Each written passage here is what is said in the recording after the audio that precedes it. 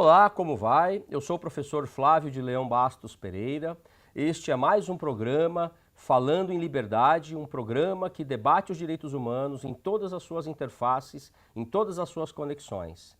E desde já agradeço ao presidente da Ordem dos Advogados de Seção São Paulo, Dr. Caio Augusto, ao professor Dr. Jorge Bolsinhas, que é o diretor da Escola Superior da Advocacia de São Paulo, e claro, ao professor Dr. Adriano Ferreira, o nosso coordenador da Escola Superior também da Advocacia de São Paulo.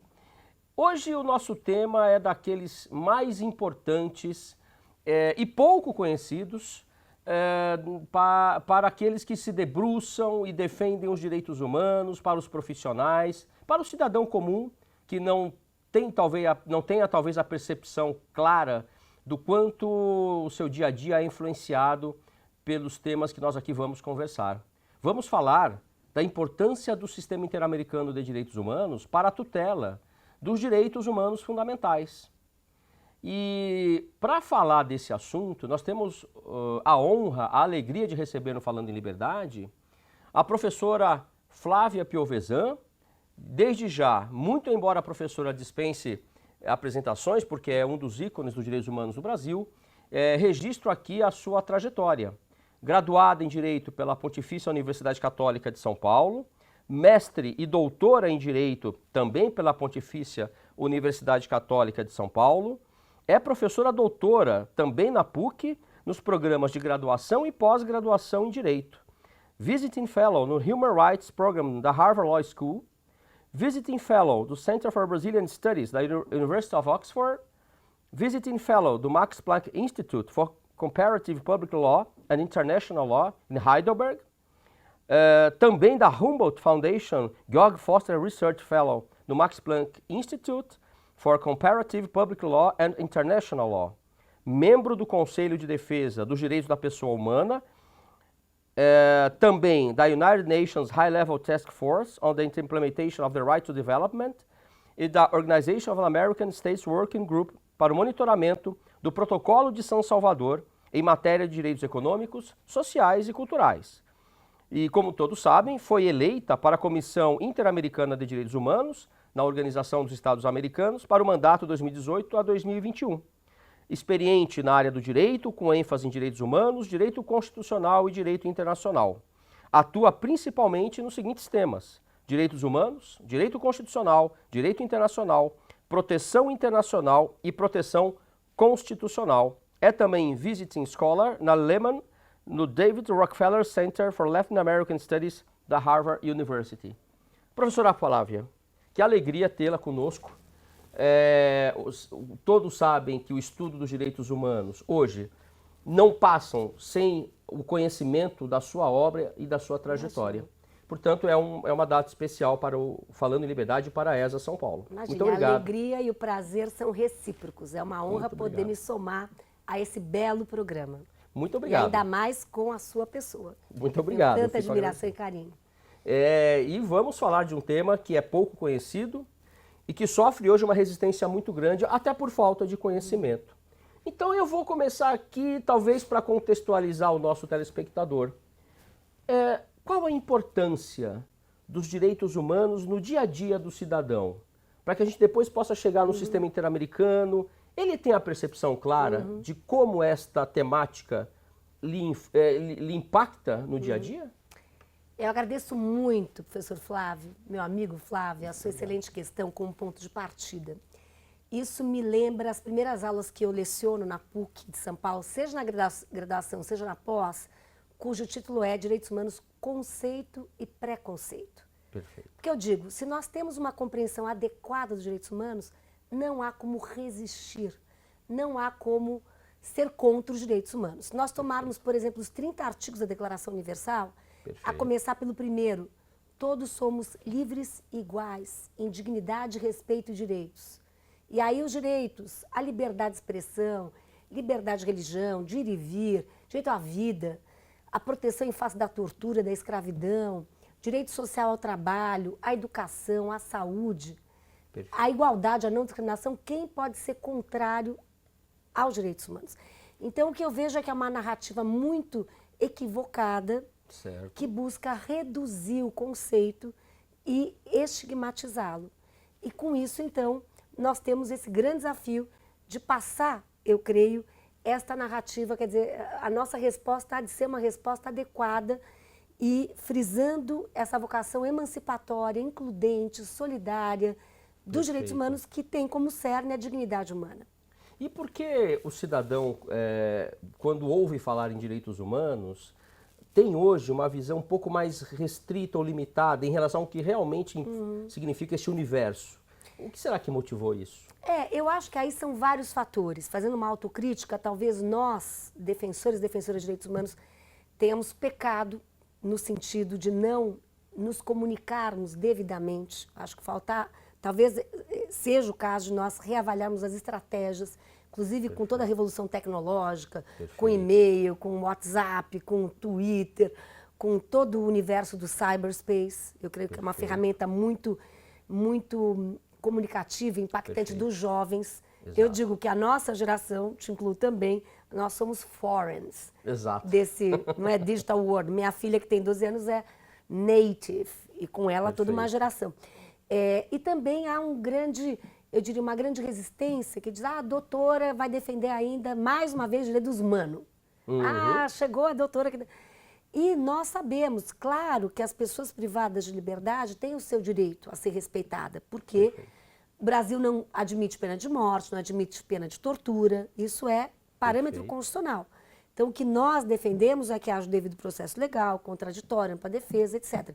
Mas defendemos muito os direitos das vítimas por justiça, mas a justiça com enquadramento constitucional, com os parâmetros constitucionais que movem o Estado de Direito. Não é a justiça vingança, é a justiça serena, lúcida e que é capaz de observar passo a passo o devido processo legal.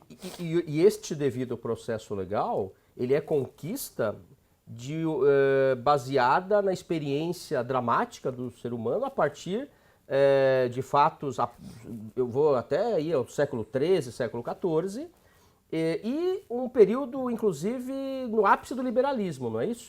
Exato, eu acho que essa tua avaliação é muito importante. Eu sempre endosso a ideia histórica dos direitos humanos. Os direitos humanos não nascem das árvores, eles vêm de processos abertos, dinâmicos, multifacetados, processos que buscam assegurar a dignidade humana e prevenir o sofrimento humano. Mas sempre são as ações emancipatórias, são as lutas sociais, e é uma história que não é linear. Nós temos avanços, temos recuos, temos luzes e sombras. Perfeito. E daí passamos por uma evolução que ao longo do século XX especialmente irá provocar uma ampliação na visão desses direitos humanos. Portanto, se falássemos antes em devido processo legal ou direito à propriedade, começamos então a dar mais atenção aos direitos sociais, econômicos, culturais, é isso? Sem dúvida. Eu vejo que há um primeiro marco muito importante no plano de direito internacional de direitos humanos, que é a Segunda Guerra Mundial e o pós-guerra. Então, quando 18 milhões são encaminhados a campos de concentração, 11 milhões neles morrem, sendo 6 milhões judeus, e Hannah Arendt nos lembra, aqueles que foram encaminhados a campos de concentração eram inocentes, ninguém estava pagando por qualquer crime. A pergunta não é o que cometeram, senão quem são essas pessoas desumanizadas. Então, quando o mundo assiste àquela barbárie do genocídio orquestrado pelo Estado, há de ter uma reação. Até por isso que eu sempre gosto desta visão de Hannah Arendt, de que o pós-guerra, a Segunda Guerra foi a grande ruptura com os direitos humanos, e o pós-guerra traz a esperança de reconstrução, com a criação da ONU, com a adoção da Declaração Universal de 48, e hoje cada vez mais com a ênfase nos direitos econômicos, sociais e culturais. Ou seja, a fome é uma violação de direitos humanos. O desemprego é uma violação de direitos humanos. O não acesso à educação é uma violação de direitos humanos, porque a declaração prevê esta visão holística. Não há liberdade sem igualdade, tampouco há igualdade sem liberdade. Portanto... Perfeito. Daí a indivisibilidade na efetivação desses direitos humanos, que é assegurado pelas normas nacionais e internacionais. Exato. Então, para a declaração tão grave quanto ter negado a liberdade de expressão é ter negado o acesso à saúde. Tão grave quanto morrer sob tortura é morrer de fome, ou seja, há uma paridade, a declaração ela parifica ela dá a mesma importância aos direitos civis e políticos, que são os direitos de liberdade, e aos direitos econômicos, sociais e culturais, que são direitos de igualdade. E temos os novos direitos.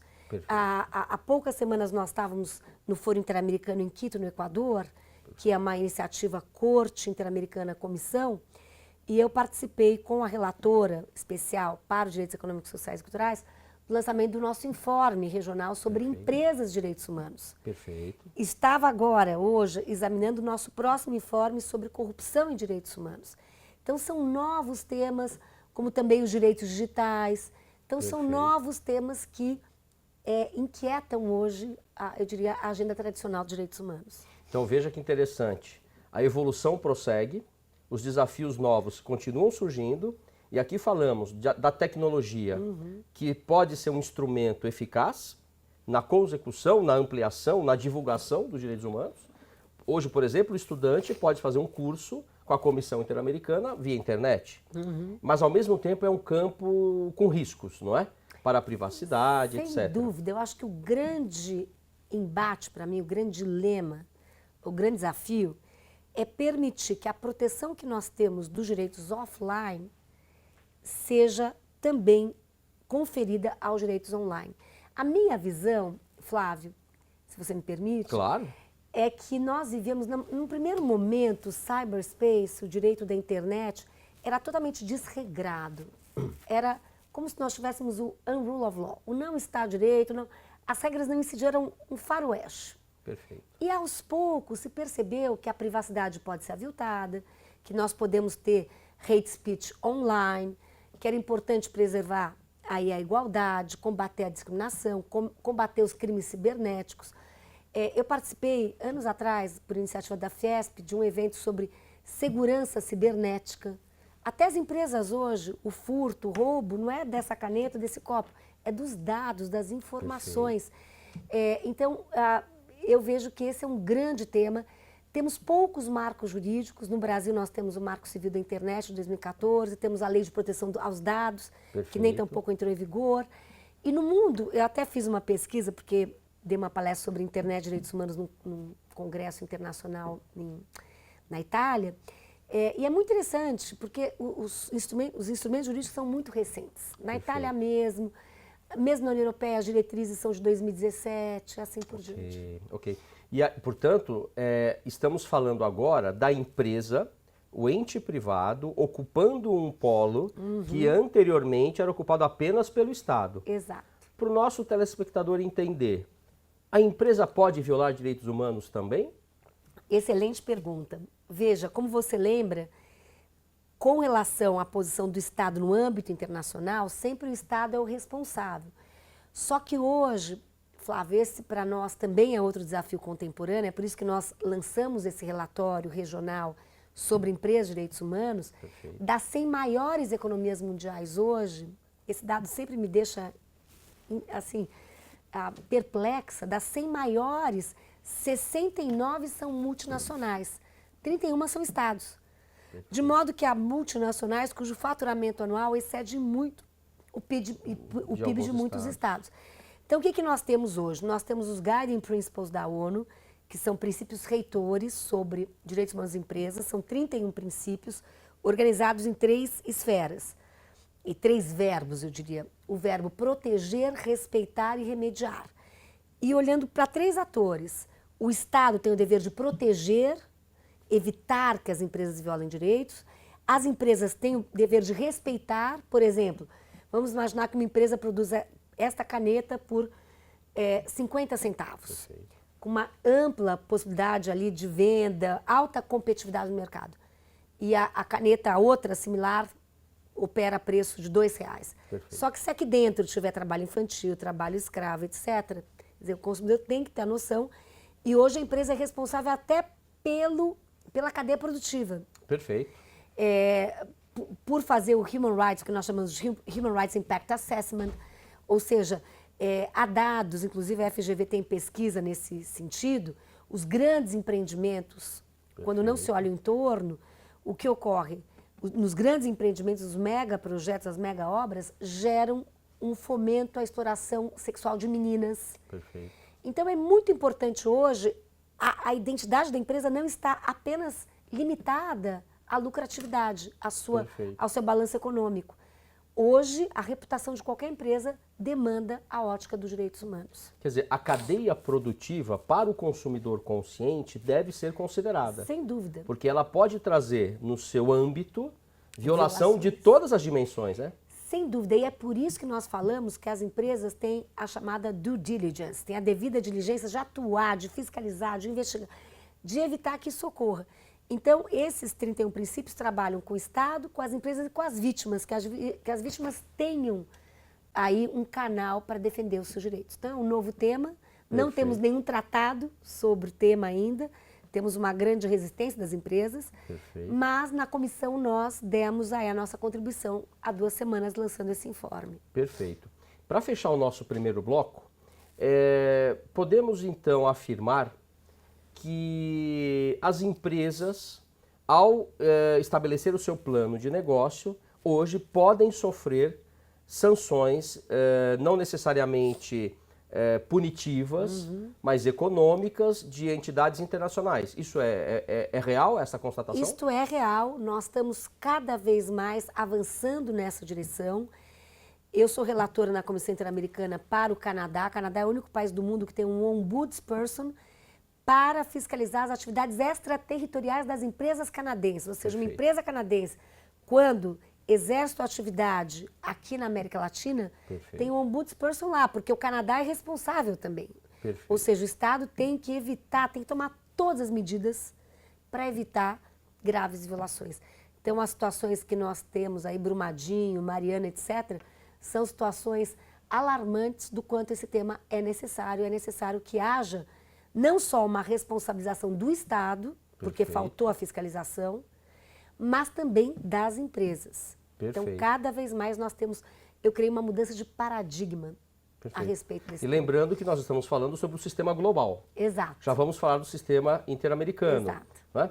Então, eu quero só lembrar ao telespectador, ao encerrar este primeiro bloco, que em 2018 foram aprovadas as diretrizes nacionais de direitos humanos para as empresas no Brasil, sob o governo Michel Temer. Lembrando também que o sistema global, ele não atua com casos concretos do ponto de vista jurisdicional. Mas a gente já volta para falar um pouquinho disso. Voltamos em alguns minutos. Muito obrigado.